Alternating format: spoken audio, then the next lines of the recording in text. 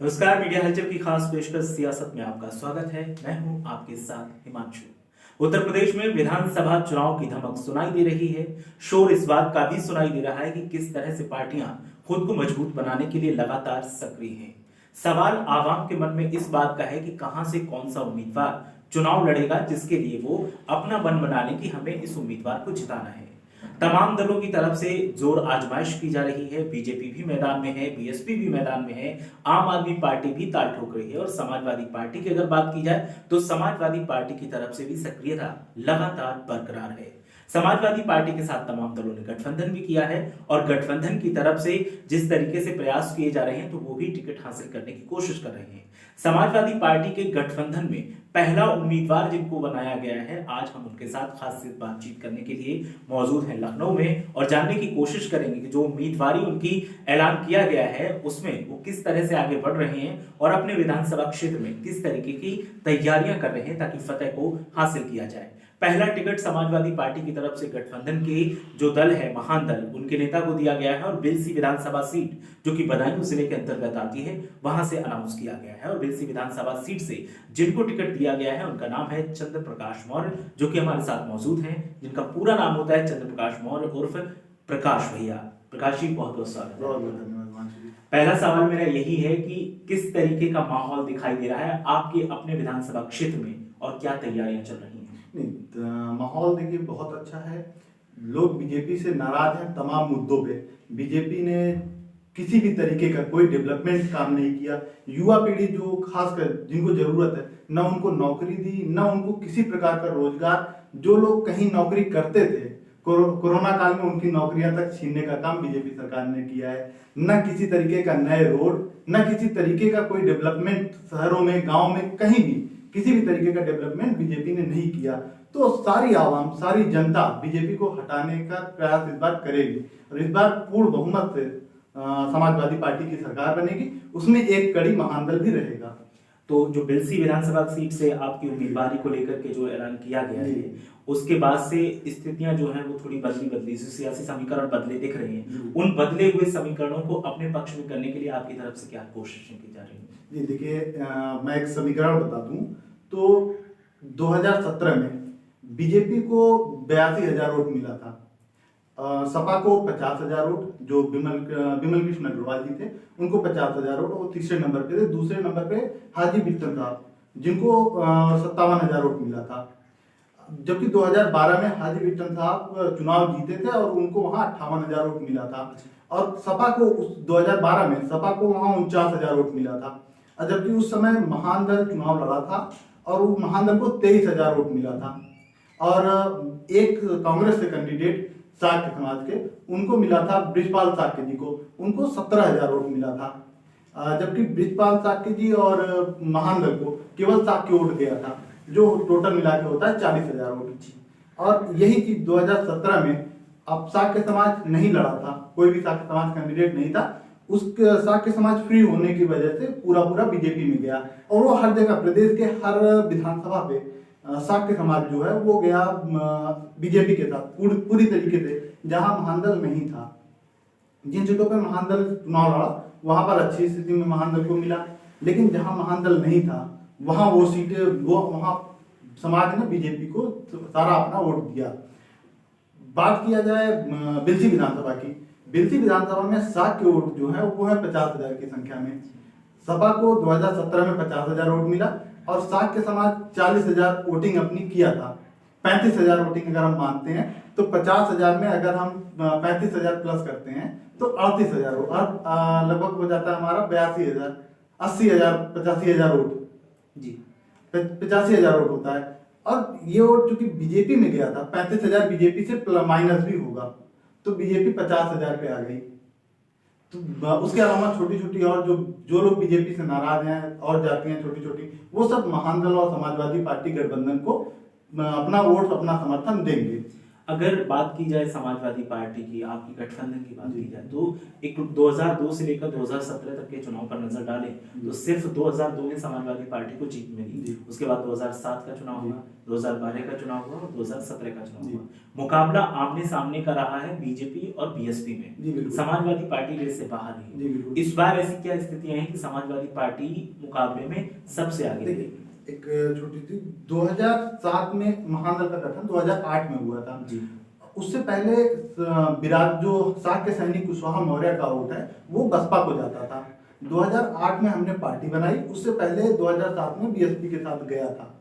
2008 में जब हम पार्टी बना के चले उस समय महादल ने चुनाव लड़ा था और उस समय एक माहौल सपा का बन गया था कि सपा को उड़ जाएगा, लेकिन उस समय 2012 में महादल ने चुनाव लड़ा और वहां से 23,000 वोट अपना ले लिया महादल ने, क्योंकि नई पार्टी थी और बिरादरी और कोई छोटी जाति या कोई भी जाति उसमें वोट नहीं दिया, हमें अपना वोट मिला। 23,000 वोट हमने अपना काट लिया, जिसकी वजह से बीएसपी जो है वहां हार गई। सॉरी, बीएसपी वहां सपा को वोट जाता क्योंकि माहौल एक सपा के पक्ष में था उस बार 2012 में, लेकिन हमने वोट काट लिया और दोनों की लड़ाई बराबरी की हुई। बहुत ज्यादा नहीं, 5 या 6,000 के वोट से अंतर से हार जीत हुई थी। 49,000 समथिंग वोट विमल कृष्ण अग्रवाल जी का था और 57,000 वोट पाकर बिट्टन साहब जीते थे। जी, तो अब वो वोट जो है अब महादल के साथ आ गया है और सपा का अपना परंपरागत वोट जो उसको 2012 में 49,000 मिला और 2017 में 50,000 वोट मिला, वो उसके साथ तब भी था और आज भी वो बरकरार है। उसमें हम अपना साख के वोट प्लस कर रहे हैं, महादल के गठबंधन की वजह से वो प्लस हो रहा है वोट और वो लगभग 35,000 वोट प्लस होगा। 35,000 अगर प्लस कर दिया जाए तो 85,000 हो गया, तो वहां आसपास भी कोई नहीं आ पाएगा इस बार चुनाव में। अब अगर बीजेपी की बात की जाए तो आपके सामने सबसे बड़ा कॉम्पिटिटर बीजेपी है और बीजेपी इस वक्त वहां पे सिटिंग एमएलए बीजेपी के हैं, तो बीजेपी इतनी आसानी से तो हार नहीं मानने वाली। नहीं, बिल्कुल मिशन रिपीट की कोशिश वो भी करेगी। तो आपकी ऐसी क्या रणनीतियां हैं जिसकी वजह से लोग बीजेपी की तरफ न जाकर आपके पास आए? बीजेपी के इस समय समाज नाराज है, हर वर्ग हर जाति बीजेपी से नाराज है। दूसरी चीज एक सपा का माहौल है, सपा की सरकार बनानी है और दूसरी चीज सबसे बड़ा जो फैक्ट है इसमें वो है महादल साक्य वोट, जो साक्य वोट 2017 में पूरी तरीके से बीजेपी को गया था, जो 14% हम यूपी में हैं, ये पूरा का पूरा बीजेपी को वोट गया। आप कह रहे हैं 14% और बीजेपी कह रही है 4%। जब बीजेपी को केशव प्रसाद मौर्य जी 2017 में बीजेपी ने मुख्यमंत्री प्रोजेक्ट किया उस समय सारे न्यूज चैनलों पे उसने 14% चलाया और आज जब वोट महादल को जा रहा है, सपा के खाते में जा रहा है, तब बीजेपी वोट घटा के 3 और 4% पे ले आई। ये क्या 5 साल में मौर्य वोट घट गए हैं? ये वोट कहाँ चले गए? जाति परिवर्तन हो गया। इतनी जल्दी कैसे बीजेपी कर दी भाई? बीजेपी जाति परिवर्तन करके कहाँ ले गई वो तो दिखाए। बीजेपी ने 2017 में बड़े बड़े न्यूज मीडिया चैनलों पे चला, आप लोग चाहे तो सर्च कर लीजिए, आजकल यूट्यूब पे है, सब कुछ है, आप वहां सर्च कर लीजिए। 14% उन्होंने 2017 चुनाव से पहले चलाया कि शाक्य मौर्य सैनिक कुशवाहा ये जो बिरादरी है ये यूपी में 14% है चला, और आज वो वोट तब बीजेपी को जाना था। उस समय केशव प्रसाद मौर्य को मुख्यमंत्री प्रोजेक्ट की थी। आज जब महादल का सपा से गठबंधन हो गया, एक केशव देव मौर्य राष्ट्रीय अध्यक्ष महादल, ये एक बड़ा फेस बन गए आज बिरादरी में, मौर्य शाक्य सैनिक कुशवाहा में एक बड़ा चेहरा बन गए। तो आज मौर्य कुशवाहा का वोट कम होकर 4% और 3% आ गया। जी, अब अगर बीजेपी की बात की जाए, जैसे महादल से केशव देव मौर्य जी हैं, बीजेपी में स्वामी प्रसाद मौर्य हैं, केशव प्रसाद मौर्य हैं, आप ताल ठोक रहे हैं दिलसी में और बीजेपी आपके सामने होगी, तो जो 2 मौर्य स्क्वायर हैं उनके साथ में वो भी तो जरूर लगे। वो तो कठपुतली हैं। हमारे राष्ट्रीय अध्यक्ष जी ने एक सवाल पूछा, आपके ही मीडिया चैनल के माध्यम से पूछा, आज तक उस पर 1 हफ्ते होने जा रहा है, उस पर कोई रिएक्शन नहीं आया उनका। भाई अगर वो नेता है तो जवाब दे आके, वो तो किसी पार्टी में नौकर है, कठपुतली है। चलिए, वो तो कठपुतली हो गए, आप सक्रिय तौर पर जमीनी स्तर पर काम कर रहे हैं और जब से आपकी उम्मीदवारी के ऐलान की बात सामने आई है तो समीकरण बदले दिख रहे हैं। बिलसी विधानसभा क्षेत्र की अगर बात की जाए तो सबसे बड़ी समस्या वहाँ की शिक्षा और स्वास्थ्य है और बदायूं जिले में भी उस तरीके से नहीं दिखता है, हालांकि मेडिकल कॉलेज बन रहा है लेकिन अभी चीजें सही नहीं है। तो युवाओं का साथ होना आपके साथ जरूरी है और आप भी एक युवा हैं, क्या चीजें ऐसी आप उठाएंगे कि युवा आपके साथ आंख बंद कर चलते हैं? देखिए, युवा एक मुद्दा रहेगा युवाओं के लिए। बीजेपी ने तमाम नौकरियों के लिए एग्जामिनेशन करवाए, उसमें एग्जाम से पहले पेपर लीक हो गए, एक नहीं कई पेपर लीक हो गए बीजेपी गवर्नमेंट में। तो न बीजेपी नौकरी दे रही है, न शिक्षा दे रही है। सबसे बड़ी बात शिक्षा की है। बच्चों का बेस नहीं मजबूत होगा तो वो आगे चल के क्या करेंगे, उनका भविष्य क्या होगा। 2 साल से कोरोना के नाम पे बीजेपी ने सब कुछ करा लिया, मास्क लगवा लिया, 2 गज दूरी करवा ली, वैक्सीनेशन तक करवा लिया, उसके बावजूद आज स्कूल खुलने के नाम नहीं ले रहे हैं। बच्चों का भविष्य खराब हो रहा है, बच्चे बिना पढ़े पास हो जा रहे हैं। तो ये सबसे बड़ा एक मुद्दा रहेगा कि बेरोजगारी और शिक्षा जो सबसे ज्यादा जरूरी है। आदरणीय अखिलेश यादव जी ने लैपटॉप बांटे जो कोरोना काल में सबसे ज्यादा काम आया। ये एक बड़ा मुद्दा रहेगा। हम अगर वहाँ विधायक बनते तो जो स्वास्थ्य की व्यवस्था है, स्वास्थ्य सेवाएं हैं, उनको बेहतर करने की कोशिश करेंगे। सबसे बड़ा मुद्दा बस स्टैंड का है, उसको पूरा करने की कोशिश करेंगे। उसके अलावा हम देखिए एक पार्टी के राष्ट्रीय अध्यक्ष के बेटे हैं, मैं एक पार्टी के राष्ट्रीय अध्यक्ष का बेटा हूँ। मुझे किसी छोटे नेता को खुश करने की जरूरत नहीं पड़ेगी। मैं जिन्हें मुझे खुश करने की जरूरत पड़ेगी वो है वहाँ की जनता। मुझे किसी से टिकट मांगने की जरूरत नहीं है कि दोबारा 2022 में मैं चुनाव जीत गया, विधायक बन गया तो मुझे 2027 के लिए टिकट मांगने की जरूरत पड़ेगी। तो मैं एक पार्टी के मुखिया का बेटा हूँ, वो टिकट मेरा रहेगा। तो मुझे किसी को खुश करना रहेगा तो वहाँ की जनता को। तो जिसको खुश करना रहेगा काम मैं उसके लिए करूंगा।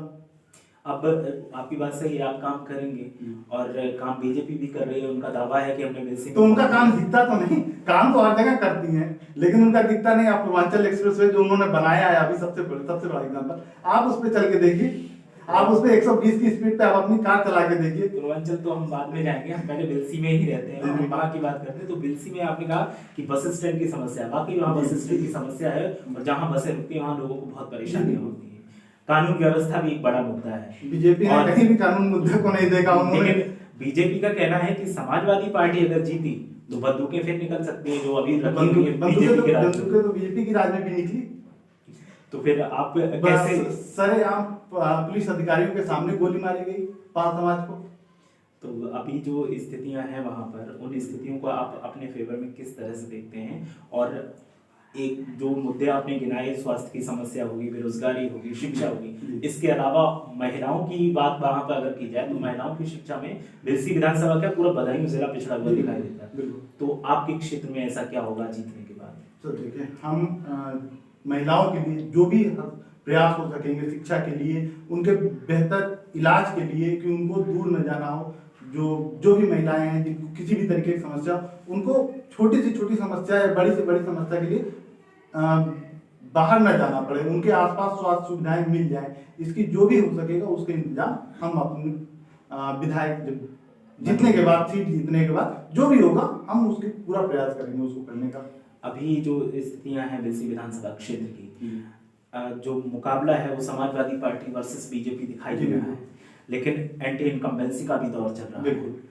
मायावती भी मैदान में रहेंगी क्योंकि रेस में वो हमेशा दूसरे नंबर की खिलाड़ी रही हैं और इस बार भी ऐसा नहीं कि वो रेस से बाहर रेस में है। तो इस रेस में समाजवादी पार्टी जो, क्योंकि वहां पर यादव वोटर इतना नहीं है बिलसी विधानसभा क्षेत्र में, जो वोटर है वो अलग अलग समुदाय के हैं, यादव वोटर कम है। तो जो अलग अलग समुदाय के लोग हैं उनको लुभाने के लिए आपकी क्या रणनीति है, कैसे काम करेंगे? तो देखिए, हम एक जाति एक वर्ग के ऊपर काम नहीं करेंगे। हम वहां पर सीट जीतने के बाद जो भी सुविधाएं होंगी वो सबके लिए किया जाएगा। सड़कें बनेंगी वो सबके लिए होंगी, गांव में सुविधाएं दी जाएंगी, गांव में सड़कें, नाली, खड़ंजा जो भी बनेगा वो सबके लिए बनेगा। सबको बराबर सम्मान और सबको अधिकार दिया जाएगा और सबको बराबर नौकरी जो भी चीज का बनता है बिल्कुल बराबरी के हिसाब से दिया जाएगा।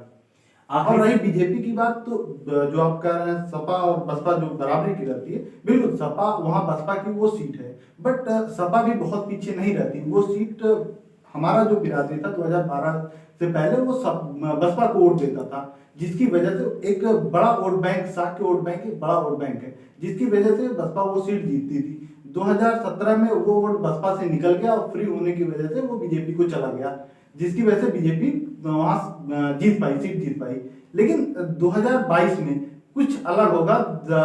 महान दल की वजह से वो सीट साख के जो एक बड़ा वोट बैंक है जो 50,000 के आसपास वहां है, वो महान दल के साथ खड़ा है। मतलब और महान दल के साथ वो खड़ा रहेगा विधायक बनाने के लिए, वो बिल्कुल तन मन धन से खड़ा है। मतलब आपका सीधा कहना है कि अब तक शाक्य चेहरा नहीं होता था इसलिए वोट कट जाता था, लेकिन शाक्य चेहरा होगा तो फिर वोटर एक बड़ा फेस आदरणीय राष्ट्रीय अध्यक्ष केशव देव मौर्य जी एक बड़ा चेहरा है मौर्य अपने समाज में, मौर्य शाक्य सैनिक कुशवाहा में। उसके अलावा महान दल 2007-2008 से समाज के लिए हर मुद्दे पे लड़ाई लड़ रहा है। जहां सरकार में रहने के बाद केशव प्रसाद मौर्य और स्वामी प्रसाद मौर्य जी जिन मुद्दों पे सरकार में रहने के बाद नहीं बोलते, उस मुद्दे को आदरणीय राष्ट्रीय अध्यक्ष केशव देव मौर्य जी उस मुद्दे को उठाते हैं और उस पर न्याय दिलवाते हैं।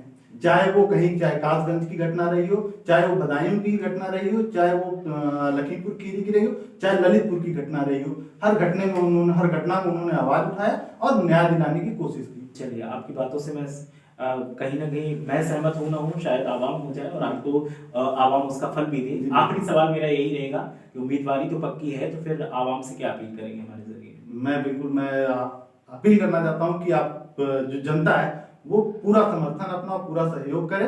वहां से जीतने के बाद मैं जो भी काम करूंगा उन्हीं के लिए करूंगा। मुझे किसी और नेता, किसी बड़े नेता को खुश करने की जरूरत नहीं है। मैं जिन्हें मैं खुश करना है मुझे, वो है हमारी जनता। जनता को खुश करना है मुझे, और जनता को जब खुश करना है तो जो भी काम करना होगा जनता के लिए करना होगा। भाई जो छोटा नेता हो अपने बड़े नेता को खुश करने के लिए तमाम उसके लिए काम करता है, उसके पैर भी दबा लेता है, लेकिन मुझे अगर किसी खुश करना है तो जनता को, तो भाई मुझे इन्हीं के बीच रहना है, इन्हीं के लिए सब कुछ करना है। चलिए, उम्मीद करते हैं कि जनता आपकी बात को समझे और आपको अपना समर्थन भी दे। बहुत बहुत शुक्रिया हमारे साथ जुड़ने के लिए। तो बिलसी विधानसभा सीट बदायूं जिले की हॉट सीट बन चुकी है और समाजवादी पार्टी की तरफ से सबसे पहले उम्मीदवार का ऐलान किया गया है। चंद्र प्रकाश मौर्य उर्फ प्रकाश भैया, जो कि महान दल के नेता हैं, उनको उम्मीदवार बनाया गया है। उनकी कोशिश है और उनका कहना है कि हम आवाम को खुश करेंगे और आवाम जब खुश होगी तो वो हमें उसका फल भी देगी। आने वाले वक्त में जब चुनावी नतीजे आएंगे तब पता चलेगा कि किसकी बात सही साबित होती है और सियासी मूड किस करवट बैठता है। फिलहाल के लिए इतना ही। आप देखते रहिए मीडिया हलचल।